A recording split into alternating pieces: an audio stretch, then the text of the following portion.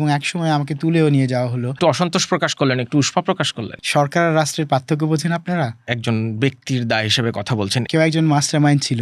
সরকার কি করবে? সাধারণ মানুষের পালস বোঝে। অভ্যুত্থানটা কি ভুল পথে চলে গেল? আমাদের না ভয় সংস্কৃতি থেকে ঊর্ধ্বে ওঠার কথা ছিল। বাংলাদেশের ভবিষ্যৎ কি দেখেন? আমি স্কিপ করব।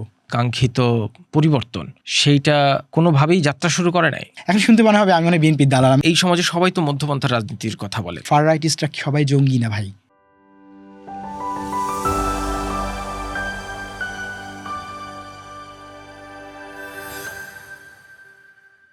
একটা মানুষ 21 বছর ধরে দেশের বাইরে থাকেন, কিন্তু ছুটিতে ফিরেছিলেন 2024 সালের জুলাই মাসে। ফিরেই দেখলেন চারিদিকে গণ আন্দোলন, এবং তখন জড়িয়ে গেলেন সক্রিয়ভাবে সেই আন্দোলনের অন্যতম মুখ হয়ে সামাজিক যোগাযোগ মাধ্যমে, যার জনপ্রিয়তা ছড়িয়ে পড়ল চারিদিকে। এমনকি একটি বই লিখে ফেললেন যার নাম গ্রীষ্মের ছুটিতে দুঃস্বপ্ন, জুলাই আগস্ট 2024। সেই লেখক এবং শিক্ষককে আমরা আমন্ত্রণ জানাচ্ছি আমাদের পডকাস্ট কথা চলুকে। জনাব আমিনুল ইসলাম, আপনাকে স্বাগত জানাচ্ছি কথা চলুকে। ধন্যবাদ আপনাকে। আপনার বইয়ের যে দুঃস্বপ্ন, এখনকার যে দুঃস্বপ্ন, সেই বিষয়ে আসবো। প্রথমে যেটি জানতে চাই, আপনার গত কয়েক মাসের ফেসবুক স্ট্যাটাস দেখে আমি দেখলাম আপনার ফেসবুক স্ট্যাটাস জুড়ে হতাশার ছড়াছড়ি। এত হতাশ কেন আপনি? দেখুন, আসলে কি, আমি তো সমালোচনার জায়গা থেকে লিখি। সে জায়গায় আসলে আপনি যখন সমালোচক হবেন, আপনি তো কি করবেন? আপনি সমাজের বলেন, রাষ্ট্রের বলেন, যেখানকার বলেন, আপনি রাষ্ট্র সমাজের যেই খারাপ দিকগুলো আছে সেগুলো তুলে ধরার চেষ্টা করবেন, এবং সেই খারাপ দিকগুলোর আমাদের একটা প্যারামিটার আছে। আপনি তখন বোঝার চেষ্টা করবেন যে এটি কি ভালোর দিকে যাচ্ছে নাকি খারাপের দিকে যাচ্ছে। যদি আপনি দেখেন যে এটি ঋণাত্মক হচ্ছে, তখন তো আপনি হতাশ হবেনই। তখন আপনার মনে হবে যে স্বপ্নগুলো দুঃস্বপ্ন হচ্ছে। সুতরাং আমি যে বইটা লিখেছিলাম যে গ্রীষ্মের ছুটিতে দুঃস্বপ্ন, সেই দুঃস্বপ্নটা বোধহয় এখনও আমরা বয়ে বেড়াচ্ছি। যে স্বপ্নগুলো ছিল সেই স্বপ্নগুলো বোধহয় ধূসর হতে চলেছে, এবং যখন আপনি দেখবেন যে সমাজের যে অসঙ্গতিগুলো আমরা আসলে দূর করতে চেয়েছিলাম, বিশেষ করে আমি আমার জায়গা থেকে যদি বলি, আমি একটা শ্রেণী বৈষম্যহীন সমাজ দেখতে চেয়েছিলাম, যে জায়গা থেকে আসলে আমি এই আন্দোলনে সম্পৃক্ত হয়েছিলাম, আমি প্রতিবাদ করেছিলাম। কিন্তু সেই জায়গার আমি কোনো রকম উন্নতি দেখতে পাই না, বরং আমি দেখতে পাই সমাজে আরও বিভাজন বাড়ছে। আমি দেখতে পাই সমাজে আরও যেই অসঙ্গতিগুলো হচ্ছে, বিশেষ করে যে আমরা যেই ধরনের সামাজিক বিশৃঙ্খলা দেখতে পাচ্ছি। সামাজিক বিশৃঙ্খলাই বলবো, বিশৃঙ্খলা বলছি না, সামাজিক বিশৃঙ্খলার কথাই বলতে হচ্ছে। কারণ নানান ধরনের সামাজিক বিশৃঙ্খলা কিন্তু আমরা এর মাঝে দেখতে পেয়েছি, যেগুলো আসলে আমাদের সমাজে অনেক সময় অনেক ক্ষেত্রে আমরা এর আগে কখনো দেখিনি, কিন্তু এখন দেখছি। সুতরাং হতাশার জায়গা তো থেকেই যায়। সে জায়গা থেকেই আমার হতাশা বাড়ছে, এবং হতাশাগুলো হয়তো আমার লেখায় প্রকাশিত হচ্ছে। আপনি 3টা শব্দ ব্যবহার করলেন, অসঙ্গতি, বিশৃঙ্খলা, বিভাজন। শব্দগুলো নিয়ে আলাদা আলাদা একটু প্রশ্ন করব। তার আগে আমি জুলাই আগস্টে ফিরে যেতে চাই। আপনি যে বই লিখেছেন গ্রীষ্মের ছুটিতে দুঃস্বপ্ন, জুলাই আগস্ট 2024, সেই সময়ের দুঃস্বপ্নটা কি ছিল? আপনি যে বলছেন এখনো দুঃস্বপ্ন যেই আছে। আসলে হয়েছে কি, আমি যখন গ্রীষ্মের ছুটিতে আসি দেশে, আমি তো বিদেশে একটা বিশ্ববিদ্যালয়ে পড়াই, তো আমার গ্রীষ্মের ছুটি থাকে, মোটামুটি লম্বা ছুটি, 2-2.5 মাসের ছুটি থাকে। আমি সেই ছুটিতে বেড়াতে এসেছিলাম। তখন আমি তো বেড়াতে আসছি, বাংলাদেশে আসছি, আত্মীয়-স্বজন, আমার ভাই বোন সবাইকে মিলে ঘুরতে যাব, এই ধরনের একটা প্ল্যান ছিল, এসেছি। কিন্তু আসার পর যে এই আন্দোলনটা শুরু হলো, এবং আমি যেহেতু লেখালেখি করি, আমার লেখালেখির জায়গা থেকে আমি প্রতিবাদ করছিলাম। প্রতিবাদ করার একটা পর্যায়ে আমি দেখলাম যে আমাকে নানানভাবে হুমকি দেওয়া হচ্ছিল, যেহেতু সামাজিক মাধ্যমে লেখালেখি করে, এবং একসময় আমাকে তুলেও নিয়ে যাওয়া হলো 2-3 ঘন্টার জন্য। আমি আজ পর্যন্ত জানি না কোথায় আমাকে তুলে নিয়ে যাওয়া হচ্ছিল। সুতরাং সেটা এক ধরনের দুঃস্বপ্নে আমার জন্য পরিণত হয়েছিল। সেই দুঃস্বপ্নটা আসলে আমার জন্য পরিণত হলেও আমি সেই স্যাক্রিফাইসটুকু করতে রাজি ছিলাম। কারণ আমাকে যখন ছেড়ে দেওয়া হলো, আপনাদেরকে যেটা আমি কখনো আজ পর্যন্ত জানাই নাই, আজকে জানাই। আসলে কখনো কোনো লেখাতেও আমি জানাইনি। সেটা হচ্ছে যে আমি কুষ্টিয়াতে ছিলাম, এবং কুষ্টিয়া থেকেই আমাকে তুলে নিয়ে যাওয়া হয়েছিল। এরপর আমি যখন কুষ্টিয়ায় যে বাড়িটাতে, আমার বন্ধুর একটা বাড়িতে আমি গিয়েছিলাম আমার লেখালেখির কাজেই, আমি গ্রাম বোঝার জন্য সেই বাড়িতে গিয়েছিলাম। সেই বাড়িতে এরপর আমাকে আর থাকতে দেওয়া হয়নি। মানে আমাকে যখন তুলে নিয়ে যাওয়া হয়, এবং মানে আপনার বন্ধুরা আর থাকতে দিল না? হ্যাঁ, আমার ওই বাসায় কিন্তু আমাকে আর থাকতে দেওয়া হয়নি, এবং আমাকে বলা হয়েছে ইমিডিয়েটলি তুমি চলে যাও, কারণ নাহলে আমাদের সমস্যা। মানে তাদের সিকিউরিটি কনসার্ন, তাদের সিকিউরিটি কনসার্নের জায়গা ছিল। সেই যে দুঃস্বপ্ন, এবং তখন কিন্তু কারফিউ চলছিল। আমি ভেঙে ভেঙে ঢাকায় এসেছি আমার বাসায়, এবং আমার বাসায় যখন আসলাম আমার বোনরা বলল তুই এখনই বিদেশে চলে যা। আমি যেহেতু বিদেশে থাকি, আমি আপনাকে ঠিক কবে তুলে নিয়ে গেল? এটি যেদিন ইন্টারনেট বন্ধ করে দেওয়া হলো, 18 তারিখ। 17 জুলাই হচ্ছে ইন্টারনেট বন্ধ হয়, 18 তারিখ 8 তারিখ, ব্রডব্যান্ডও হ্যাঁ, বন্ধ সেই হয়। সেই সেই দিন আমাকে তুলে নিয়ে যাওয়া হলো ৩ ঘন্টার জন্য। আমার ৩ ঘন্টা, আমি ঠিক ঘন্টাটা মনে করতে পারব না। আমার চোখটা অনেক সময় বন্ধ ছিল। ২.৫ থেকে ৩ ঘন্টা হবে। কয়টার দিকে? সেটা সন্ধ্যার পরপরই। আমি গিয়েছিলাম হচ্ছে পদ্মা নদীর পাড়ে, চমৎকার জায়গা।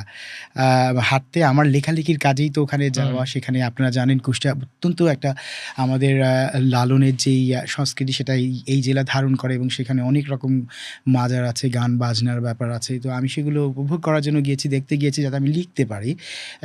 তো মানে আপনি এক কুষ্টিয়া সন্ধ্যায় গেছিলেন কি? মানে শুধু আপনার লেখালেখির একটা মানে আমার সিনিক একটা বিউটি, লেখা, এনভায়রনমেন্টাল ইমপ্যাক্টের জন্য? সেটার জন্য। তো সেই সন্ধ্যায় আমাকে তুলে নিয়ে গেল। হাত পা চোখ বেঁধে যেভাবে তুলে নিয়ে যেত আরকি। আপনার সেই বন্ধুর বাড়ি থেকে?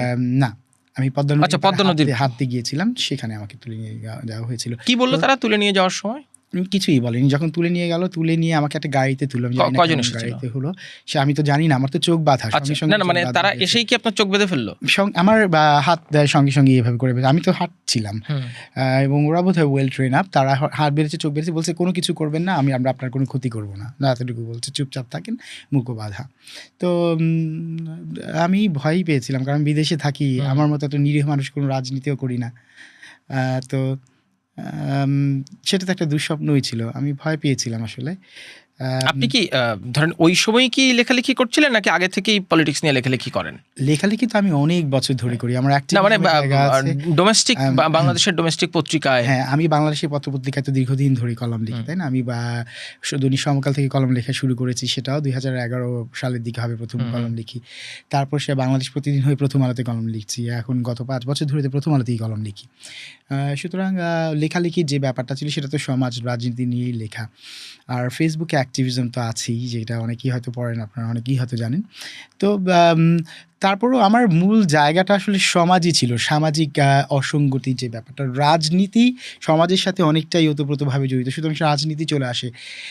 এবং সেই জায়গা থেকে যখন আমি প্রতিবাদ করছিলাম যে একটা অন্যায় হচ্ছে, সেই অন্যায়টা হওয়া উচিত না, এটা আমি প্রতিবাদ করছিলাম হচ্ছে সে জায়গা থেকেই। কিন্তু অন্যায় ওই সময়ের প্রয়োজনে আসলে আমার মনে হয়েছে আমার অন্যায় প্রতিবাদ করা উচিত।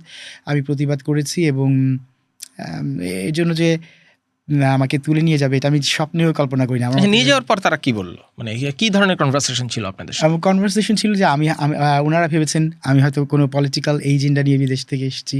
আমাকে বলা হলো যে তারেক রহমানের অ্যাসাইনমেন্ট নিয়ে নাকি আসছি, অথচ আমি জীবনে কোনোদিন পলিটিক্স করি না। এখনও কোনো পলিটিক্যাল অ্যাফিলিয়েশন আমার নেই। ভবিষ্যতে থাকবে কিনা জানি না। হ্যাঁ, আমার একটা নিজস্ব আইডিওলজি আছে, সেটা কিছুটা আমি সাম্যবাদে বিশ্বাস করি। আমি বিশ্বাস করি যে শ্রেণী বৈষম্যহীন সমাজ একসময় হবে। এটা আমার দর্শন, জীবনাদর্শন বলেন, আইডিওলজিক্যাল দর্শন বলেন, সেটা আমার আছে।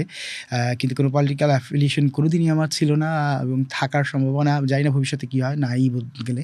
কিন্তু আমাকে বলা হলো যে আমি নাকি তারেক রহমানের অ্যাসাইনমেন্ট নিয়ে এসেছি। আমাকে কিছু ইমেল দেখানো হলো যখন চোখটা খোলা হলো। ছোটগুলো আপনার ইমেল ছিল না, কিন্তু উনারা আমাকে এগুলো কাগজ-টাগজ দেখালেন, এবং আমাকে প্রায় সব কি প্রিন্ট করা? প্রিন্টেড। আমি লাইক, আপনি বিশ্বাস করতে বাধ্য হবেন যে মনে হয় এগুলো আমারই। তা আমি বললাম, না, এগুলো তো আমার না। তারপরে আমাকে বলা হলো, কিন্তু আপনি তো রাষ্ট্রদ্রোহী কাজ করেছেন, আপনি পত্রিকায় কেন লিখেছেন যে সরকারকে যেতে হবে? তা আমি বললাম যে সরকার আর রাষ্ট্রের পার্থক্য বোঝেন আপনারা?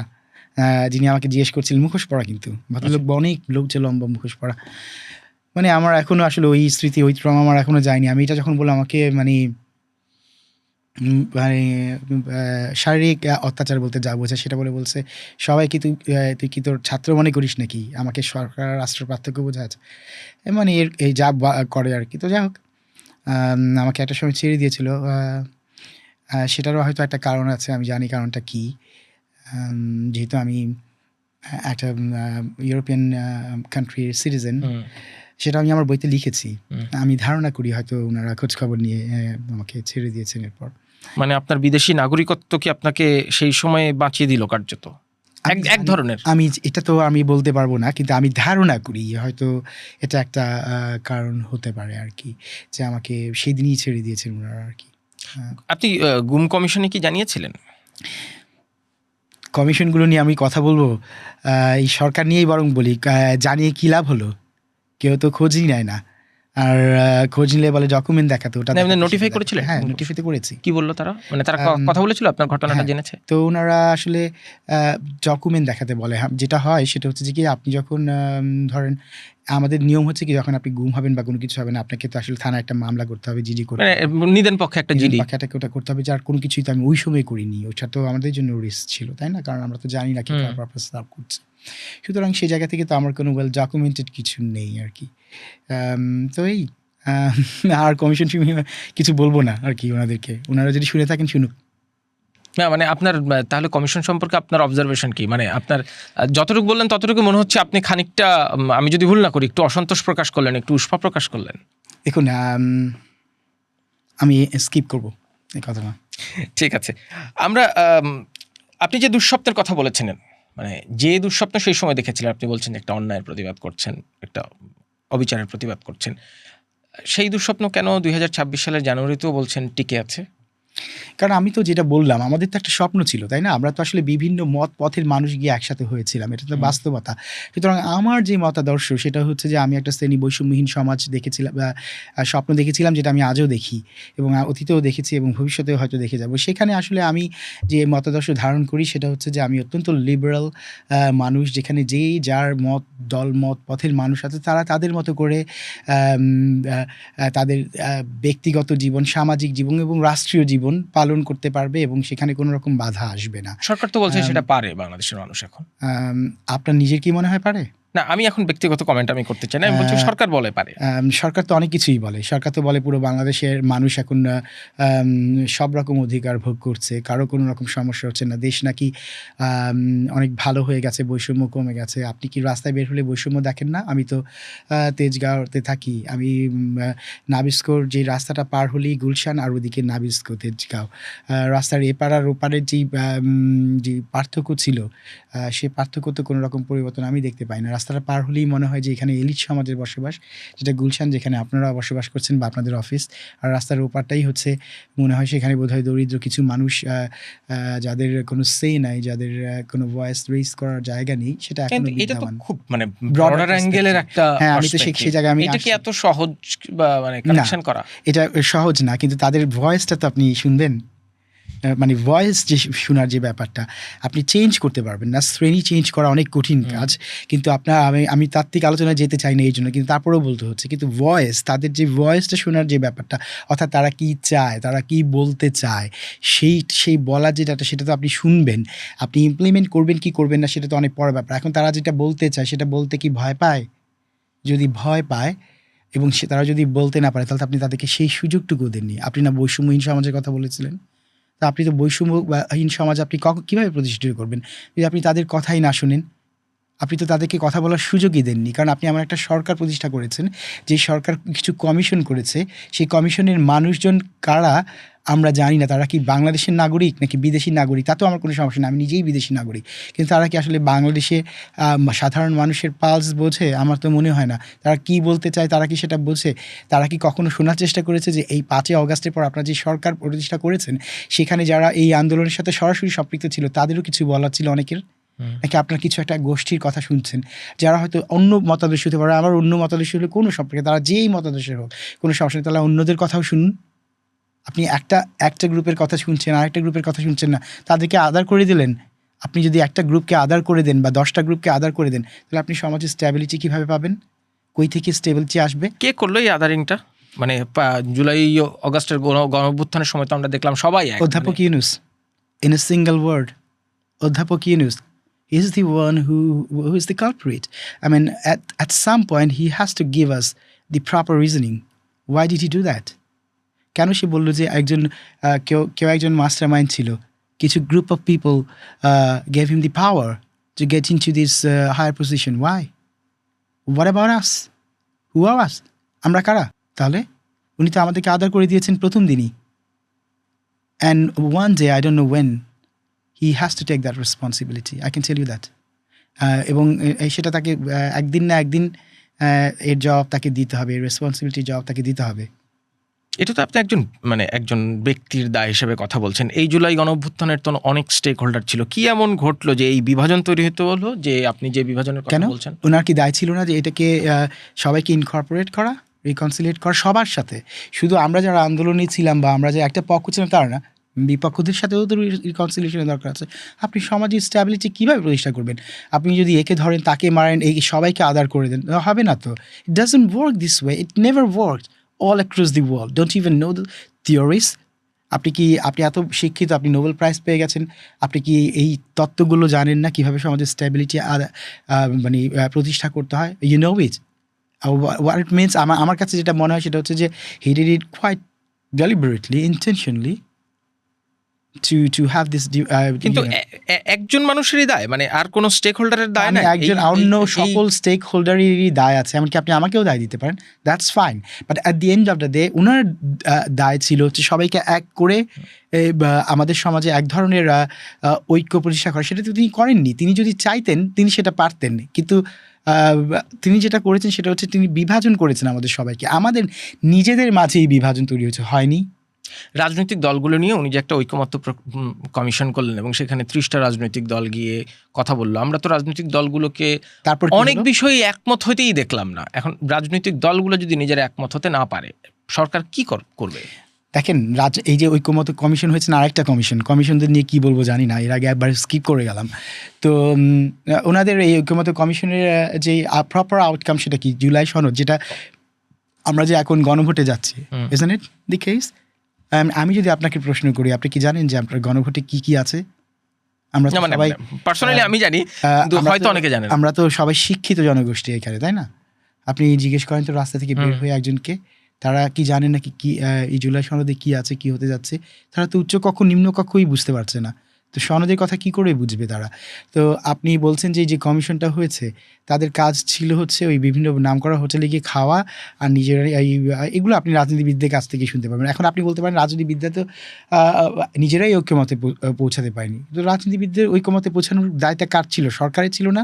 ওনারা তো বসে বসে গল্প করেছেন, এবং এইটা ওনারা করেছেন ডেলিবারেটলি, কারণ ওনারা চেয়েছেনই এটা, যাতে দেখেন এই যে ডিভাইড অ্যান্ড রুলস পলিসি, এটা তো অনেক দিন অনেক এটা তো 100 বছর আগের পলিসি, যেটা এখনও আমরা এই সমাজে আমরা প্র্যাকটিস করে যাচ্ছি। সে প্র্যাকটিসের ফল আমরা এখন দেখছি। সেটা হচ্ছে যে ওনারা কেউ 5 বছর থাকতে চেয়েছে, কেউ তো 50 বছরও ক্ষমতা থাকতে চেয়েছিল। এসব আলাপ তো হয়েছে অতীতে, কিছুদিন আগেই হয়েছে। আমরা এখন সেগুলো ভুলে খেয়ে বসে আছি। আমরা অনেক করছি সামনে একটা নির্বাচন হবে আর অমনি বোধহয় সব কিছু ঠিক হয়ে যাবে। Is that easy? আপনি সমাজের স্ট্যাবিলিটি প্রতিষ্ঠা করা এত সহজ? আপনার এক ধরনের বিপ্লব হয়েছে, আপনারা এখন বিপ্লব বলবেন, ঠিক আছে, অভ্যুত্থান হয়েছে, তো একটা সরকার পরিবর্তন হয়েছে, সরকারটা 17, 16, 15 বছর শাসন করেছে, এটা বিশাল ব্যাপার ছিল। এখন আপনি তো সমাজ পরিবর্তন করতে যাচ্ছিলেন, আমরা তো সেটাই দেখেছিলাম, তাই না? আপনি যারাই এই আন্দোলনে ছিল জিজ্ঞেস করে দেখেন তো, সে যে স্টেক হোল্ডারই হোক, তারা কী চেয়েছিল? সবাই কি ক্ষমতাটাই চেয়েছিল? সকল আপনি দলগুলোকেও জিজ্ঞেস করেন, তারাও এই একই কথা বলবে যে আমরা চেয়েছিলাম একটা পরিবর্তন। তাহলে দলগুলো চেঞ্জ হলো না কেন? তারা কেন একই রকম আচরণ করছে? সবাই আগের মতোই আচরণ করছে না? আপনার কি মনে হয়? আমাদের সবার তো তাই। মানে আপনি আগে রাস্তায় গিয়ে জিজ্ঞেস, কিন্তু গণঅভ্যুত্থানে যারা নেতৃত্ব দিল সামনে থেকে, আমরা যাদেরকে একদম চিনি, যাদের গণঅভ্যুত্থানের জুলাই আগস্টের নেতৃত্ব দানকারী স্থানীয় মানে এই ডায়াসফোরাতে নেতৃত্ব দিয়েছেন, সেটা জানি আমরা, তাদেরকে তো সেই 8ই আগস্টের সরকার গঠনের প্রক্রিয়া এবং পরবর্তীতে তাদের সরকারের সাথে ইনকর্পোরেট হওয়া, তারা তো মেনেই নিয়েছেন জিনিসটা।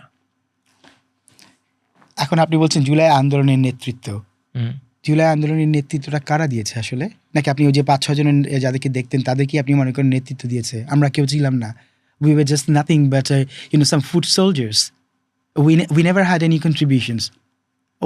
I mean, এই যে আপনার কথা, এই যে ন্যারেটিভগুলো তৈরি হয়, আমরা যে একটা ডিসকোর্স তৈরি করি, জুলাই আন্দোলনের নেতৃত্ব, এটা তো জুলাই আন্দোলনের সময় আমরা কি বলি নাই যে এখানে কোনো নেতৃত্ব নেই, আমরা সবাই নেতৃত্ব? কিন্তু পরবর্তীতে তো খোদ প্রধান উপদেষ্টাই বললেন। সেটাই তো বললাম, উনি নিজেই বললেন, উনিই তো সেই বিভাজনটা তৈরি করলেন, কারণ উনি বললেন যে এই একজন মাস্টার মাইন্ড আছে এবং এই ছেলেরা আমাকে ক্ষমতা দিয়েছে। What about us then? Who were we? আমি তো তারপরে হচ্ছে উনি কাউকে আদার করেছেন। দেখুন, এই আন্দোলনটা কোনো নেতৃত্ব থেকে হয়নি। আপনি যতবার বিভিন্ন রকম ন্যারেটিভ দাঁড়াতে পারে, তাহলে আমরা কারা ছিলাম? আমাদের তো কোনো পলিটিক্যাল আইডেন্টিটি নেই, এখনও নাই, তাহলে আমরা ছিলাম না? তাহলে আমরা কারা?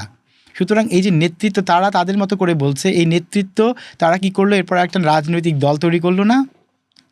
মানে এনসিপির কথা বলছেন? হ্যাঁ, যাদেরকে আপনারা নেতৃত্ব বলছেন এখন। না, আমি বলি না, এটা মানুষজন সমাজের rhetoric. Well, we don't accept that. What about us? Who are we? We never said it. Then why do you say it? Did you ever ask us? No. তা আপনারা তো সেটা এটাই হচ্ছে আমাদের ব্যাপার। অল অফ এ সাডেন কিছু সাংবাদিক, কিছু আমাদের এস্টাবলিশমেন্ট, তাদের কাউকে দরকার ছিল and they have just found some people and they are the ones who are the leaders now. And তাহলে আমরা এভাবে করে লিডার তৈরি করি এবং আমরা মনে করি যে এরাই আমাদের সব কিছু করেছে। না তো, এভাবে করে যদি হয়ে যেত তাহলে তো হতোই। সুতরাং আমাদের যে ন্যারেটিভ ডিসকোর্সগুলো আছে এভাবে তৈরি হয় এবং আমাদের সমাজ, আমাদের যে এস্টাবলিশমেন্ট মিডিয়া যা কিছু বলেন সব কিছু এভাবেই চলছে। আগের নীতিতেই তো চলছিল, তো সেভাবেই চলছে। সেভাবে করে ওনারা নেতৃত্ব খুঁজে পেয়েছেন। এখন যেমন নেতৃত্ব খুঁজে পাচ্ছেন আরও কিছু দলের, কিছুদিন পর আরও যাকেই দেখবে তাকেই তারা নেতা মানবেন। তো সুতরাং সেভাবেই তো চলবে, সেটাই হওয়ার কথা। কারণ আমাদের কোনো কিছু চেঞ্জ হয়নি, সবাই সেই আগের যেই সিস্টেম ব্যবস্থা আছে সেখানে আমরা ঢুকে পড়েছি। অথচ আমরা এই আগের ব্যবস্থাটার পরিবর্তন চেয়েছিলাম। সুতরাং আমরা তো ওই এদেরকেই নেতা মানছি। ধরেন আমাদের যে এস্টাবলিশমেন্ট তাদের কথাই বলে যে নেতা মানে, আমি ধরে নিলাম তারা নেতা। তারপর তারা একটা কী করলো, তারা একটা পলিটিক্যাল পার্টি বানালো, তাই তো? এবং পলিটিক্যাল পার্টিটা কই থেকে হলো, কিভাবে হলো আমরা সবাই জানি। ওই হেয়ার রোড বলেন আর কোথা থেকে বলেন, কিভাবে হলো, সব কিছু আমরা সবাই কিছু জানি। এবং পলিটিক্যাল পার্টিটা ওই শাহবাগের মোড় থেকে আর কেউ একজনের পাঠচক্র থেকে পলিটিক্যাল পার্টি হয়ে গেল এবং তারা নিজেরা ভাই ব্রাদার মিলে পলিটিক্যাল পার্টি করে ফেললো। এবং এরপর আমরা দেখলাম সেই পার্টি ভেঙেও যাচ্ছে, আবার তাদের মধ্যে থেকে একটা গ্রুপ বেরও হয়ে আসছে নির্বাচনের সময়, কারণ তাদের সাথে আইডিওলজিক্যাল কোনো কিছু মিলে না। Well, that's fine, I accept that. কিন্তু কথাটা হচ্ছে আপনি পলিটিক্যাল পার্টি করলেন এবং সেই পার্টিটা আপনি করলেন কারো একজন থেকে আদিষ্ট হয়ে, এবং সেটা কে আমি বলবো না, আমার বলার কোনো দরকার নেই, আপনারা যে যার মতো করে বুঝে নেন। আদিষ্ট হয়ে যখন আপনি পলিটিক্যাল পার্টি করলেন, you are serving some purpose for whoever that person is or the group of people is. Well, that's the way I see the world. তাহলে জুলাই গণ অভ্যুত্থানে সাধারণ মানুষের যে সামষ্টিক অভিপ্রায়, যে কাঙ্ক্ষিত পরিবর্তন, সেইটা কোনোভাবেই যাত্রা শুরু করে নাই। না, সেটা প্রথম দিন থেকেই করেনি। কিভাবে করবে? আপনি তো চার দেয়ালের দরজা থেকেই আপনি সিদ্ধান্ত নিয়েছেন কিভাবে যাবেন। আমি আর না বলি সে চার দেয়ালটা কোথায়, কিভাবে। এরপর পকেট থেকে কাগজ বের করে বলেছেন এভাবে করে কারা কারা উপদেষ্টা হবে। I know all these. So that's how it was formed. And from the day one we knew that there's something wrong. মানে তাহলে অভ্যুত্থানটা কি ভুল পথে চলে গেল 5th আগস্টের পর? দেখুন, অভ্যুত্থানটা 5th আগস্টের পর আমরা যেভাবে ভেবেছিলাম সেই জায়গায় আমরা মনে করি ভুল পথে গিয়েছি। But there are group of people, they think they are on their way, they are on their course. এখন আপনি কাকে জিজ্ঞেস করতেছেন সেভাবে ডিপেন্ড করবে, কারণ এখানে তো সকল মত পথের মানুষ একসাথে হয়ে আমরা আন্দোলন করেছি। এখন আপনি আমাকে জিজ্ঞেস করলে আমি বলবো ইয়েস, মেবি আমরা ভুল পথেই ছিলাম। কিন্তু আপনি অন্য একজনকে জিজ্ঞেস করবেন, সে হয়তো ভাবছে। আপনারা কি কখনো কথা বলেছেন এটা নিয়ে, যে এই যে আপনারা যে আপনি যাকে বলছেন যে আমরা মনে করি ভুল পথে গিয়েছে, কেউ না কেউ মনে করে ঠিক পথে আছে, এই আপনারা আর তারা কখনো আলোচনা করেছেন? এই গত 1.5 বছরে আলোচনা হয়েছে? আমি আমাকে ব্যক্তিগত বিষয় তো বলা ঠিক না, তারপরেও বলি, তাই না? আমি তো I was appointed as an advisor of the Dhaka North City Corporation, right? And as soon as I got appointment, there was a huge, how do I say it? I mean, at the criticism just for an hour or two. কারণ কি, I don't have any political endorsement to anybody. সুতরাং Awami League, BNP, ডান, বাম, জামাত, হেফাজত, তারা সবাই আমার সম্পর্কে তাদের অনেক রকম অভিযোগ। আমি কোনো কোয়ালিফাইডই না, I'm just nobody. আমি যখন অনলাইনে দেখতেছিলাম, এটা কি শুধু আপনার রাজনৈতিক পরিচয় নাই বলে? That's how I feel. I mean, আমার মনে হলো তাহলে মানে আমি কোয়ালিফাইড না, I shouldn't work here. I mean, I resigned. I resigned immediately because I never had my own personal interest, right? এখন আমি এই কথাটা কেন বললাম, আমার নিজের কথাটা বলার কারণ হচ্ছে, of course somebody thought about me and that's why I got appointed, right? এবং যখন আপনি এই আউটরিচটা দেখবেন তখন আপনি বুঝতে পারবেন যে একটা বিশাল জনগোষ্ঠী who were with you, they think that you are somebody else. অর্থাৎ আপনার ডিফারেন্ট আইডিওলজি আছে যারা ইন পাওয়ার, তাই ঠিক আছে এটা। এবং যখন আমার এটা মনে হচ্ছে, no, I can't work with them because they have a different ideology and perhaps I don't hold that ideology, so I had to, I have to leave, so I left. এখন আমি এই কথাটা কেন বললাম? তাহলে কথা হয়নি, হয়েছে তো, কথা হয়েছে বলেই তো বলছি। কিন্তু জুলাই গণঅভ্যুত্থানে সবার আইডিওলজিতে একটাই ছিল, সাম্য, মানবিক মর্যাদা, সামাজিক সুবিচার। Well, on the surface, probably you can say many things, but then you probably have something inside you that you never expressed.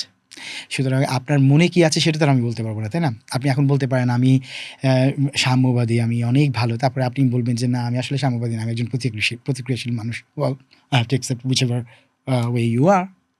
আমি কিভাবে আনবো? আপনি কিরকম? এই প্রতিক্রিয়াশীলতা কি অনেক বেশি বাড়লো সমাজে গত ১.৫ বছরে? আপনার কি মনে হয়? আমি তো না, I am asking um you, মানে হোয়াট ডু ইউ থিংক? আমি তো বলবো হচ্ছে যে we are the peak or probably even beyond repair. আমার এরকমই মনে হয় এখন। Beyond repair? That's how I feel. কারণ কি এটা আমি কেন বলছি? কারণ হচ্ছে যে you already have a generation, they have a different way of thinking now. এবং তারা মনে করে যে হচ্ছে প্রতিক্রিয়াশীলতা, অর্থাৎ যে কোনো কিছুতে আপনি প্রতিক্রিয়া দেখাবেন। আমরা প্রতিক্রিয়াশীলতা বলতে আমি প্রতিক্রিয়াশীলতার ধারণাটাও আসলে আমাদের সমাজে না একেক রকম, তাই না? আমরা প্রগতিশীল বলতে একরকম মানুষদেরকে বুঝি, প্রতিক্রিয়াশীল মানুষদেরকে একরকম বুঝি। মানে আমাদের বাইনারি থিঙ্কিং, যে প্রগতিশীল মানে হবে একটু একটু বাম ঘেঁষা, এরা বোধ হয় কেউ ওই যে বড় বড় চুল রেখে আলখেল্লা পরে বোধ হয় এভাবে করে হাঁটে, বা এরকম বোধ হয় এই ধর্ম মানে টানে না। আর প্রগতিশীলতা হচ্ছে এরা ধর্মকে ব্যবহার করে যা ইচ্ছে তাই করবে। ব্যাপারটা তা না আসলে। এখন তো নিশ্চয়ই আমরা সবাই বুঝতে পারছি এই বাইনারি ব্যাপারটা। সমাজে কে তৈরি করে? মানে এইটা কি কেউ ডেলিভারেটলি তৈরি করে না, বিভাজন আমাদের টিকিয়ে রাখার জন্য? হ্যাঁ, বিভাজনটি আমাদের এস্টাবলিশমেন্ট এটা তৈরি করে। এটা শুধু যে রাজনীতিবিদরা করে তা না কিন্তু। এবার আমরা খুব ভালোভাবে বুঝতে পেরেছি এটা আমাদের অন্যান্য এস্টাবলিশমেন্ট, সেটা আপনি উত্তর বলেন কিংবা আমাদের দক্ষিণের প্রশাসন বলেন, মানে যেভাবে বলেন আরকি, এই তারাও টিকিয়ে রাখার চেষ্টা করে। এবং এই যে টিকিয়ে রাখার, এটা শুধু রাজনীতিবিদ না, আমরা ভুল ধারণা করতাম। এবার আমরা খুব ভালোভাবে বুঝতে পারছি রাজনীতিবিদরাই শুধু করেন না। যারা প্রশাসনে আছেন, যারা আরও বিভিন্ন জায়গায় আছেন, আমি নাম বলছি না কারণ আজকাল নাম বলতেও মানে এই দেখেন এই যে ভয়, আমাদের না ভয়ের সংস্কৃতি থেকে ঊর্ধ্বে ওঠার কথা ছিল। আমরা তো ভয় পাবো না, কোনো কিছু করবো না, আমরা তো সেটাই ভেবেছিলাম। কেন আমাদেরকে জুলাই আন্দোলনের কথা আমরা এত দ্রুত ভুলে গেলাম? মাত্র তো 1.5 বছর হলো। যা না, আমরা আর কোনো কিছুতে ভয় পাবো না, যা ইচ্ছা বলবো, যা ইচ্ছা লিখবো। Well I think I still have fear, don't you? Then why do we have the fear? At least we should have courage enough to say what we want to say. I don't think I do have it. What about you? So you see, here we are. তো এর মানে হচ্ছে change হয় না। তবে that is true যে আমরা এখন অ্যাটলিস্ট অধ্যাপক ইউনুসকে ট্যাগ করে অ্যাটলিস্ট আমি পারি। আমি অন্য অনেক গোষ্ঠী হয়তো পারে না, তারা পারলে হয়তো অনেককে আবার ধরে নিয়েও যায়। সাংবাদিকদেরও ধরে নিয়ে যাওয়ার ঘটনা ঘটেছে। এই টার্মেই ঘটেছে। সাংবাদিক এখনও জেলে আছেন, এই ঘটনাও তো ঘটেছে। বাট আমার ক্ষেত্রে আমি যদি বলি, আমি বলবো যে অ্যাটলিস্ট আগের টার্মে আমি যে প্রধানমন্ত্রীকে মানে অ্যাড্রেস করে কোনো কিছু লিখে ফেলবো, খারাপ মানে সমালোচনা করবো, আমার কিছু হবে না।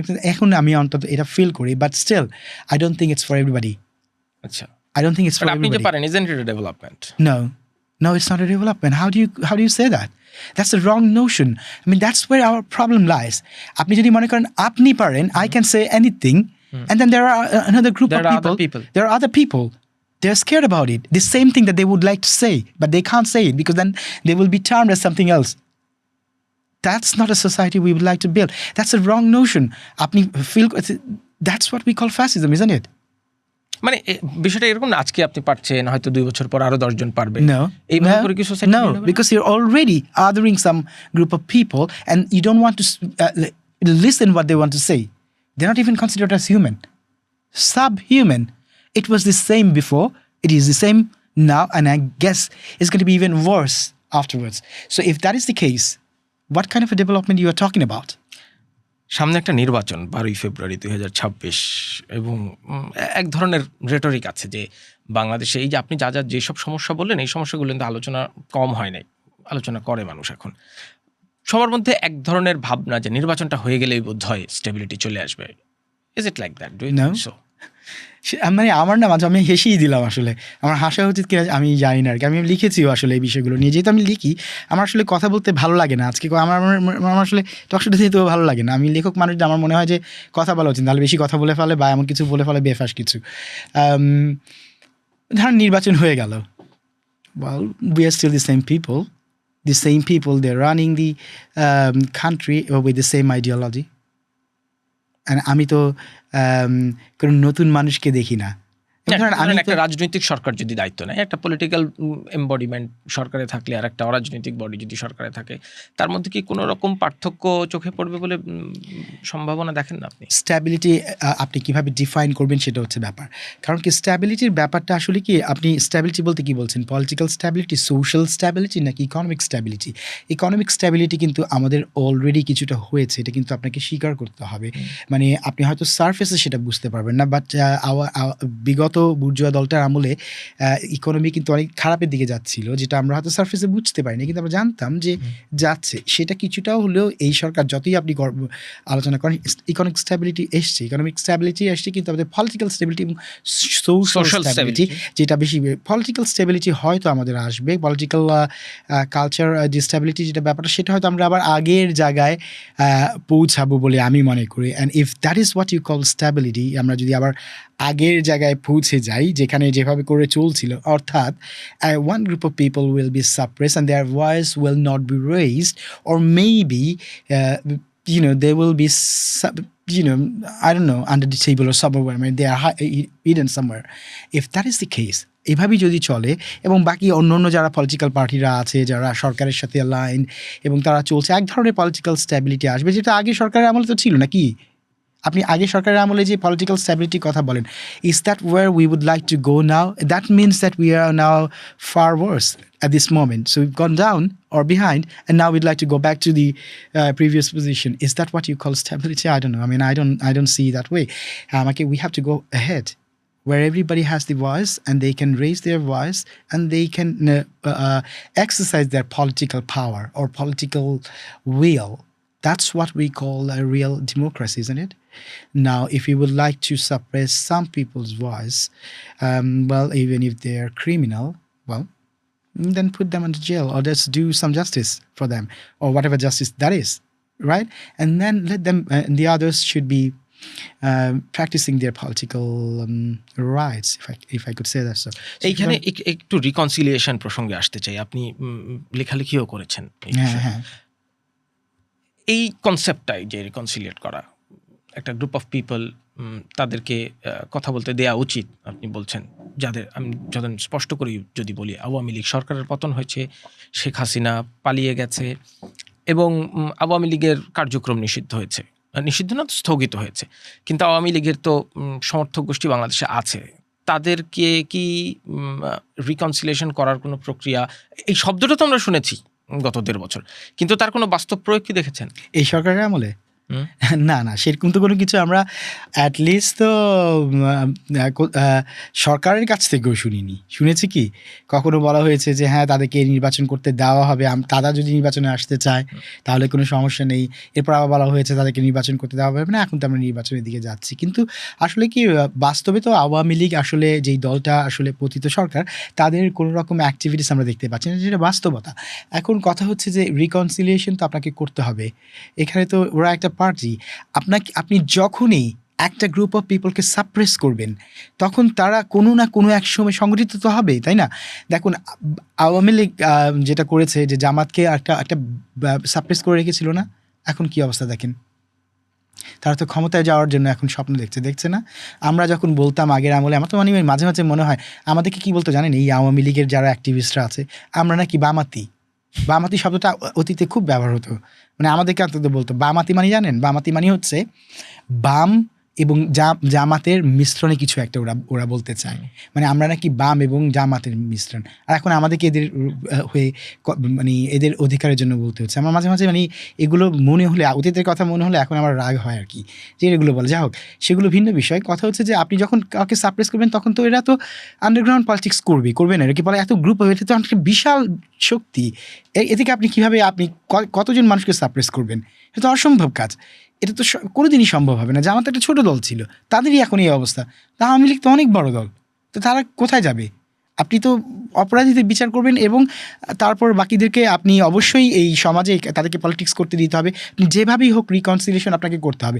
এক্ষেত্রে না আমার বিএনপির প্রতি এক ধরনের আস্থা আছে। কেন বলবো, এখন শুনতে মনে হবে আমি মানে বিএনপির দালাল। আমি আমার কথা, আমার ধারণা আপনারা যারা শুনবেন তারপরে পরের দিন থেকে আমাকে বিএনপি দালাল বলেন, সমস্যা নেই। কেউ বাম বলে, কেউ বিএনপি দালাল, যা ইচ্ছা বলেন, তারপরেও বলতে হবে বিএনপির 31 দফায় কিন্তু রিকনসিলিয়েশন কমিশন গঠনের কথা বলা হয়েছে। এটা খুব ভালোভাবে লেখা আছে এবং আমি এটা হোপফুল যে ওরা যদি ক্ষমতায় যায়, যেই যাক ক্ষমতায়, ভাই আপনারা যাই যান, অন্য কোনো দল যদি যান, অন্তত আপনাদের রিকনসিলিয়েশন তো করতে হবে। এই গ্রুপ অফ পিপলকে তো আপনি এভাবে সাপ্রেস করে রাখতে পারবেন, জীবনেও আপনার সমাজ স্টেবিলিটি পাবেন না।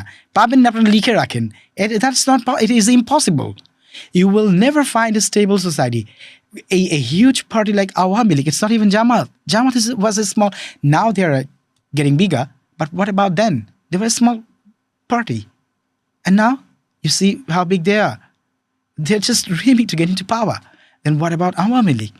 So you would like to suppress this group of people, and then they become a monster when they come back. What happens then? তাহলে এই জিনিসগুলোকে আপনারা চিন্তা করেন না? কেউ কি চিন্তা করে না? নিশ্চয়ই করছে, কেউ না কেউ তো করছে। সুতরাং রিকনসিলিয়েশনের কিন্তু অবশ্যই দরকার আছে এবং এটা হওয়া দরকার। এবং এটা যদি হয় যত দ্রুত হবে, যত দ্রুত, আমি মনে করি ভবিষ্যতে যেই পার্টি ক্ষমতায় যান, যেহেতু বিএনপির 31 দফায় রিকনসিলিয়েশনের ব্যাপার আছে এবং সেখানে তারা একটা কমিশনের কথা বলা হয়েছে, আমি যদি সেই কমিশনে থাকতাম এবং কমিশনের প্রধান হতাম, আমি মানে বিএনপি যে লিডার তাকে প্রথম দিনই বলতাম দয়া করে সবার আগে কমিশনটা গঠন করেন, এমনকি মন্ত্রিসভা করার আগেও, because you need to have this stability. You can not have a stable government. The government will be very unstable. We know about Nepal. এই ইস্যুটা কি আগামী সরকারের জন্য অনেক বড় একটা চাপ এবং দায়িত্ব দুইটাই হয়ে দাঁড়াবে? Absolutely. You cannot establish a society without having a proper, আমরা তো আমাদের অন্তর্ভুক্তিমূলক সমাজের কথা বলা হলো, কত কিছু কথা বলা হলো। এখন আপনি যদি সবাইকে একটা 30%, কম করেও যদি ধরি 25%, do you have any ideas the number of people that we are talking about? এটা যদি 1% হয়, ইট ইজ না 1% থিওরিটিক্যাল বলবেন যে তাদেরকেও কেন আপনি তাদের রাইট কেন কেড়ে নেবেন, সেই থিওরিটিক্যাল জায়গায়, প্র্যাকটিক্যাল জায়গায়। Let's say 20%, 15%, let's say 10% hard core Awami League there aren't they? At least 10% যারা hard core Awami League, they whatever happens they will still remain as Awami Leaguer. Now what are you going to do with them? Are you going to kill all of them? You're going to throw them out to the sea? What are you going to do them? They will be vanished somewhere else? Or you have a magic machine where you can disappear all of them? That doesn't, the society doesn't work this way. তাহলে আপনি গত 1.5 বছরের এই যে হাল রাজনীতির বাস্তবতা, social stability, political stability সব মিলিয়ে আগামী নির্বাচনের পর ক্ষমতায় যারাই আসুক না কেন, তাদের সামনে কি ধরনের চ্যালেঞ্জ দেখেন? মানে 54 বছরে কোনো নির্বাচিত সরকারের সামনে কি এই রকম পাহাড় সম চাপ ছিল বলে মনে হয়? শুধু নির্বাচিত সরকার না, নির্বাচনকালীন সরকার নিয়ে আসলে কথা বলা দরকার ছিল, যেটা আমরা এখানে বলিনি। আমাদের ধরুন Awami League is a force, right? Let's take them as a force. এখন এই ফোর্সটা তো if they say that we are not going to accept this election, what are you going to do with that? And there can be something worse that can happen. You're not expecting, but it can happen because they don't accept if they're not accepting this election. Well, who knows what's going to happen? It can happen. I mean, আপনি ওরা যদি বলে আমরা নির্বাচন প্রতিরোধ করব, Awami League, now how do you do that? You have to deal with that, right? সুতরাং এক ধরনের নেগোসিয়েশন আমার মনে হয় এমনকি নির্বাচনকালীন সরকার থাকা অবস্থাতেও স্ট্যাবিলিটির জন্য খুব দরকার। আপনাকে এই রিকনসিলিয়েশনটা এখন থেকেই শুরু করতে হবে এবং আই জাস্ট হোপ, আমি প্রে করি যে বিএনপি যারা দাবি করছে যে এখন একটা তারা উদার political party, I hope they are, and if that is the case, please do some kind of renegotiation. আমি জানি যে এটা করতে গেলে হয়তো বা আপনাদেরকে ট্যাগ দেওয়া হবে আওয়ামী লীগের দোসর, ভারতের দালাল, whatever it is, but look these are political rhetoric, but you still have to think about our country. আপনারা যদি সত্যিকারই মনে করেন বাংলাদেশ সবার আগে বাংলাদেশ, যেটা আপনাদের slogan, I know many of your the policy makers that will probably be a minister at some point. For God's sake, do something. কারণ এটা দরকার। এটা তো গেলে ধরেন একটা রিকনসিলিয়েশনের ইস্যু, মানে এর বাইরেও আর যত চাপ তৈরি হয়েছে, ধরেন আপনি ল এনফোর্সমেন্টের কথা যদি বলেন, ল অ্যান্ড অর্ডার সিচুয়েশনের কথা বলেন, নির্বাচনটা হলেই তো পরের দিন থেকে আইন শৃঙ্খলা বাহিনী একদম ঠিক হয়ে যাবে না। পলিটিক্যাল সেই চাপটা কিভাবে সামাল দেবে আগামী পলিটিক্যাল স্ট্যাবিলিটিটা যদি হয় তাহলে বোধহয় এই চাপ আসলে কি অত কোনো বড় চাপ না। এটা এইসব চাপগুলো হয় হচ্ছে পলিটিক্যাল আনস্টেবিলিটির কারণেই। যদি পলিটিক্যাল স্ট্যাবিলিটি থাকে, প্রশাসন বলেন, অন্যান্য জায়গা বলেন, সব কিছু আস্তে আস্তে স্টেবল হয়েই যাবে। এটাই সাধারণ বাস্তবতা। আমরা সবসময় এটাই দেখে এসেছি, সকল সমাজের জন্যই সেটা প্রযোজ্য। কিন্তু আপনি স্ট্যাবিলিটি বলতে কিন্তু আমি শুধু আওয়ামী লীগ বুঝাইনি এখানে। It's not just only Awami League. You have Jamaat and other parties. How about the leftists and many others? And what about the newly formed political party? Especially it is Gen Z generation, whichever way you term them. এখন কথা হচ্ছে যে তারা কিন্তু এই তারা যেভাবে বলে নয়া বন্দোবস্তের কথা, আমি তাদের টার্ম, এখন তারা যদি পুরনো বন্দোবস্ত দেখে বা পুরনো কোনো কিছু দেখে, তাদেরকে আপনি কিভাবে একত্রে নেবেন? এই যে মাইন্ডগুলো সমাজে এখন বিভিন্ন জায়গায় কিন্তু এক ধরনের স্টাবলিশড হয়ে আছে, সুতরাং তাদেরকে আপনি কিভাবে একত্রে করে তারপর আপনি সমাজে এগোবেন, এটা কিন্তু খুব চিন্তার বিষয়। কারণ নইলে আপনার ওই কিছুদিন পরে একটা আন্দোলন হবে, সেখানে কোনো কিছু ঘটে যেতে পারে, আপনি কিন্তু সরকার চালাতে হবে। We have a very good presidents about Nepal. নেপালে কিন্তু স্টেবল গভর্নমেন্ট অনেক দিন ধরে নাই। সেই নেপালের প্রধানমন্ত্রী এখন বলছে, প্রধানমন্ত্রী নাকি প্রেসিডেন্ট, সেদিন বললো যে আমরা বাংলাদেশের মতো হতে চাই না। সে শুনেও লজ্জা লাগলো আর কি, আমি যখন শুনছিলাম বলছে আমরা বাংলাদেশের মতো হতে চাই না। তাহলে বোঝেন আমাদের অবস্থাটা এখন কোন পর্যায়ে গিয়ে পৌঁছেছে। So this is wire we are. Well, তাহলে সামনের দিনের বাংলাদেশ কেমন দেখেন? ফ্রম মানে কি আপনি আমাকে আশার বাণী শোনাতে চাচ্ছেন?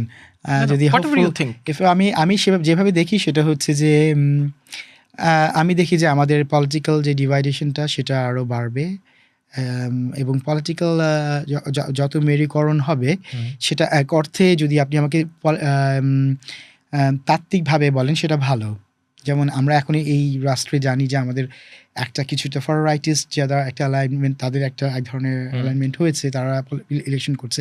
আরেকটা সেন্ট্রিস্ট তারা দাবি করে, let's hope that they are centrist or leaning towards a little bit of left. আচ্ছা, আপনার এই অ্যানালিসিসটা একটু পরে যায়। আপনি যে বলছেন ফর রাইটিস্টদের একটা অবস্থান তৈরি হয়েছে, এই সমাজে সবাই তো মধ্যপন্থার রাজনীতির কথা বলে। সবাই সবাই মানে ম্যাক্সিমাম যদি বলি মধ্যপন্থার রাজনীতির কথা বলে, মানে অন্তত আমরা যা শুনি, মানে কার মনে কি আছে, আপনি বলছিলেন কার মনে কি আছে আমি জানি না, আমরা যেটা শুনি পাবলিক ডায়াসফোরাতে, পাবলিক ডোমেইনে, এই যে ফার রাইটিস্টদের উত্থান বলেন কিংবা তাদের এক্সিস্টেন্স বলেন, এইটা কি একটা বড় চ্যালেঞ্জ? দেখুন, এই যে উত্থান, এটার জন্য কড়াভাবে আওয়ামী লীগকে আমি আবার সমালোচনা করে যাচ্ছি। আপনি যখন কাউকে সাপ্রেস করবেন, দ্যাটস হোয়াট আই সেড, আপনি সমাজে কাউকে সাপ্রেস করতে পারবেন। আপনি যখনই সাপ্রেস করবেন কাউকে, সবাইকে সবার অধিকারটুকু দেন। এই যে ফার রাইটিস্টদের কথা বলছেন, আমার তার সাথে আইডিওলজিতে মিলে না, but I would still fight for their rights. they have their rights to access, right? এখন যেটা হয়েছে, এই যে তাদের উত্থানটা হয়েছে, সেটা কারণ হচ্ছে এই যে বিগত 15 বছরের যে আওয়ামী আমল, তাদেরকে সাপ্রেস করে রাখা হয়েছে, এখন তাদের উত্থানটা দেখছেন। কিন্তু সমস্যাটা যেটা হয়েছে, আমরা গত 1.5 বছরে এই পোলারাইজেশনটা আরও বেশি দেখতে পাচ্ছি। এটার কারণটা কি জানেন? কারণটা হচ্ছে যে যারা ধরেন আমরা যারা নিজেদেরকে প্রগতিশীল দাবি করি, কিংবা কিছুটা লেফট উইং বা সেন্ট্রিস্ট হিসেবে আমরা যাদেরকে দাবি করি, তারা না হচ্ছে কি যে আমরা আসলে এই ধরনের পোলারাইজেশনটা পছন্দই করি। আমরা কাউকে যখন রাইটিস্ট দেখি, আমরা তাকে হয় ধর্মের ট্যাগ দেই, না হলে আমরা তাদেরকে বলি যে তারা হচ্ছে জঙ্গি। তারা এরকম সব ফার রাইটিস্টরা সবাই জঙ্গি না ভাই, সবাই জঙ্গি না, এটা ভুল ধারণা আমাদের। কেউ জঙ্গি, অন্যরা কেউ সবাই জঙ্গি না। সুতরাং আপনি যখন সবাইকে জঙ্গি বলে ফেলবেন, they will all turn as জঙ্গি at some point, because you are already terming them as জঙ্গি. That's what happens. And that's what happened in our Awami League term. And that's exactly what is happening now as well. এখানে এই জন্যই আমার সমস্যা। আমি কিন্তু তাদের ideology ধারণ করি, আমি তাদের পক্ষে বলছি না। আমি বলছি তাদেরকে যদি আপনার কী করতে হবে বলেন তো? আপনি যদি একটা আইডিওলজি ধারণ করেন, আপনাকে তো মানুষকে আপনার আইডিওলজির দিকে আপনি আনতে চাবেন, সেটা আপনি কীভাবে করবেন বলেন তো? যেমন আমি সাম্যবাদী বিষয়, আমি শ্রেণী বৈষম্য হিসাবে আমার আজীবনই আমার এইটা। এখন আমাকে তো আমার আইডিওলজি দিয়ে, আমার কথা দিয়ে, আমার কাজ দিয়ে বোঝাতে হবে, দেখো আমি কিন্তু তোমার অধিকারের কথা বলছি, why not you come to my side, my side is better than yours. আপনি যে আইডিওলজিতে বিশ্বাস করেন, সেই আইডিওলজির দিকে মানুষকে নিয়ে আসার যে স্ট্র্যাটেজি, আর আপনি যাদের কথা বলছেন তাদের আইডিওলজির দিকে মানুষকে নিয়ে যাওয়ার স্ট্র্যাটেজি কি এক? না। সেই স্ট্র্যাটেজিক্যাল ডিফারেন্সটা কি সমাজে কোনো ইম্প্যাক্ট ফেলে না? অফকোর্স, এবং সেই স্ট্র্যাটেজিক ডিফারেন্সটা তো আপনাকেই মেটাতে হবে। There is no alien, there is no foreigners who would come and just solve this issues. You have to solve it yourself. Otherwise, this polarization will go even stronger. And then we will find a government that is running by, or that will be run by the far rightists. It happened in many countries. And I fear it's going to happen to Bangladesh as well. Maybe not in this term, perhaps the next term. If the next government fails, and there is a strong chance that they will, then what happens? Where do we go then? এই জন্যই আমি যেটা বলছি সেটা হচ্ছে, এটা কিন্তু খুব স্ট্রং, এটা কিন্তু খুব চিন্তার বিষয়। সেজন্যই আমি বললাম যে আপনাকে যদি সমাজকে রাইটে আপনি যদি দেখতে না চান, আপনাকে উদার হতে হবে। উদার হতে গিয়ে আমি বলছি না আপনাকে ফার লেফটিস্ট হয়ে যাবেন, সেটা না। আপনি সেন্ট্রিস্ট থেকে উদার হতে পারেন, অর্থাৎ আমি বিএনপির কথা বলছি, যেহেতু এটা এখন সবচেয়ে বড় দল, তাদেরকে এমনভাবে উদার হতে হবে। আপনি ওকে ধরে নিচ্ছেন বিএনপি ক্ষমতায় আসবে? আমি ধরে নিচ্ছি না, এটা তো মানে আশপাশ দেখলে এখন মনে হয় যে ওরা বোধহয় ক্ষমতা আসবে। আমি ধরে নিচ্ছি, I have a strong fear that maybe this far rightist will take into power. I have a strong fear. Now you might argue that why do you fear if they get the votes? Mm-hmm. Well, I don't accept this ideology. That's my point of view. But I don't hate them. If they get the votes, they get into power. Then what are you doing? আপনি কি করতেছেন? আপনি কি এমন করছেন যেটার জন্য আমি আপনাকে ভালো বলবো ভাই? আপনি বলবেন আমি সেন্ট্রিস্ট, আমি for rightist, please give me a vote, and then you go there and do all the bad things out there. As soon as you get into the street, you see some bad things happening, and who are doing that? Let's try and figure it out. Well, that's the reality. And why don't you listen to us? সুতরাং আপনারা তো চেঞ্জই হচ্ছেন না, বুঝা দলগুলো চেঞ্জই হচ্ছে না, তারা এই একই কায়দায় পরিবর্তন হতে চায়। এখন যদি আমি জনাব তারেক রহমানের কথা শুনি, দেখি, বুঝি, এবং আমি দলটার কিছু আইডিওলজি আসলে ধারণা করি, এবং আমি আমার কায়মন বাক্যে আমি যে where do we go now? I mean, we have to somehow, give a little bit of support to them, this group of people. There is no other way around. Do we have any other options? Do you think that the leftists will get into power? No, they won't. So, এই জায়গা থেকে আপনি আমাকে বলছেন যে আপনি মনে করছেন কিনা বিএনপি ক্ষমতায় আসবে? No, I'm just giving a little bit of support to them to see how they work, and to prevent that group of people to get into power. আপনি যদি একটা পাওয়ারকে প্রিভেন্ট করতে চান, এইটা কি তাদেরকে সাপ্রেস করার সমতুল্য না? No, I don't. I mean, as I said, if they get the vote, that's okay. কিন্তু প্রিভেনশন, ইট মিনস আমি সাপ্রেস করছি না, আমি প্রিভেন্ট করতে চাচ্ছি তাদেরকে আমার কাজ দিয়ে।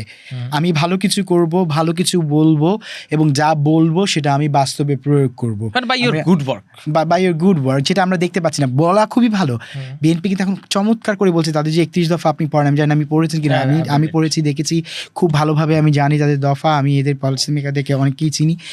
যদি তারা সেভাবে ইমপ্লিমেন্ট করতে পারে, দ্যাটস ফাইন। করতে পারে হবে কেন? Why aren't you doing it even now? It's going to be very late. If you are waiting for another 36 days, if I'm not wrong, just say 35 days when the vote comes, and 35 days is a long time. Look, even one day, it's the days that we are passing by. I mean, don't you have any fear regarding the execution of promises which political party I have a serious, often does? Oh, well, don't you have? I mean, we should always have, because the system still remains the same. Political partyরা আপনাকে যেটা বলে সেটা তো আপনাকে সিস্টেমের মাঝে থেকেই করতে হয়। যে প্রশাসন আছে, যে মিলিটারি পাওয়ার আছে, এবং অন্যান্য যারা সিভিল ব্যুরোক্রেসি আছে, সবাই আছে। They are still the same people. The system remains. They are still working with the same rules and the regulations. You're not going to change them in a day or two. So how do you change them? এটা আমরা পারতাম, আমাদের হাতে সেই সুযোগটা ছিল, যখন আমরা এটাকে বিপ্লব মনে করেছিলাম। We couldn't do it. That was our responsibility. We failed. আমরা অনেক লম্বা আলোচনা করে ফেলেছি, আপনার সাথে আলোচনা করলে হয়তো আরও কিছুক্ষণ করা যেত। শেষ প্রসঙ্গ, আপনি যেহেতু বাই ডিসিপ্লিন সোশ্যাল সায়েন্সের স্টুডেন্ট এবং টিচার, তাই নিয়ে লেখালেখি করেন, একাডেমিক্যালি বাংলাদেশের ভবিষ্যৎ কি দেখেন? দেখুন, আমি সমাজকে যেভাবে দেখি সেটা হচ্ছে যে কি সমাজ একসময় বিভাজিত হতে হবে। যে বিভাজন হচ্ছে আমাদের, এবং তারপর একটা ধরুন সমাজবিজ্ঞানের ভাষায় আপনি আমাকে মার্কসিস্ট যদি টার্ম দেন, দিতে পারেন, তাতে কিছু যায় আসে না। আমি মার্কসিস্ট, যদি আপনি বলেন আমি মার্কসিস্ট। আমি মার্কসিস্ট না, কিন্তু যদি কেউ বলে তো বলুক, সমস্যা নেই। এই বিভাজনটা হচ্ছে which is fine, আমার কাছে এটাকে ভালোই মনে হচ্ছে। বিভাজনটা হচ্ছে এরপরে আমাদের হয়তো পিওর একটা আসলেই আমরা দ্বান্দ্বিক জায়গায় পৌঁছাবো। এরপর যারা জয়ী হবে তারা হয়তো আমাদের সমাজে এক ধরনের স্ট্যাবিলিটি আনবে। কিন্তু কথা হচ্ছে কারা জয়ী হবে সেই জায়গাটায় আমার একটু সন্দেহ রয়ে গেছে। কিন্তু আমি এখনও বিলিভ করি যে এই যে পোলারাইজেশনটা হচ্ছে, একদম টেক্সট বুক, আপনি সমাজবিজ্ঞানের যে কোনো একটা থিওরি ধরেন টেক্সট বুক পোলারাইজেশন, এবং আমরা সেদিকেই যাচ্ছি, which is very fine. I am still hopeful that it will be the centrist who will take it over. এবং যদি সেটা হয়, আমার মনে হয় এখনও অতটা হতাশ হওয়ার কিছু নেই। এবং আমি আশা করি আমাদের যে তরুণ প্রজন্ম যারা কিছুটা হয়তোবা বিভ্রান্ত হয়েছিল, কিছুটা হয়তো ভুল করেছিল, তারা তাদের ভুল এবং বিভ্রান্তি ভুলে তারা এক ধরনের আদর্শিক জায়গায় এসে পৌঁছাতে পারবে, যেখানে তারা বুঝতে শিখবে যে সমাজের প্রত্যেকটা মানুষের অধিকার আছে। তাদের সে যদি আমাদের শত্রুও হয়, সে যদি আমার খারাপও করতে চায়, I will try and listen what he or she wants to say. And if we can somehow establish a society like that, I think we'll have a better society. Let's hope. আপনার মতো আমরা সবাই সেই প্রত্যাশা করতে চাই। জনাব আমিনুল ইসলাম, আপনাকে অনেক ধন্যবাদ আমাদের কথাচুলকে আসার জন্য। অনেক কথা শুনলাম, অনেক আলোচনা হলো। নিশ্চয়ই আপনি যে শঙ্কাগুলো করছেন সেই শঙ্কাগুলো বাস্তবায়ন না হোক, সেগুলো সত্যিকার না হোক, সেটাই আশা করবো, এবং আপনি যে প্রত্যাশা করলেন সেইটি যেন বাস্তবায়িত হয়। আমিনুল ইসলাম, আপনাকে আবারও ধন্যবাদ জানাচ্ছি। Thank you. কথা বলছিলাম ২১ বছর দেশের বাইরে থাকা একজন শিক্ষক লেখক আমিনুল ইসলামের সাথে, যিনি ২০২৪ সালে জুলাই আগস্টের সময় ছুটিতে এসে কার্যত সেই গণঅভ্যুত্থানের সময় জড়িয়ে গিয়েছিলেন সক্রিয়ভাবে, এবং তার নানান রকম শঙ্কা, সম্ভাবনা, প্রত্যাশার গল্পও শুনলাম। আমরা সবার কথা শুনতে চাই, সবার কথা বলতে চাই, তাই আমাদের এই পডকাস্টের নাম কথা চলুক।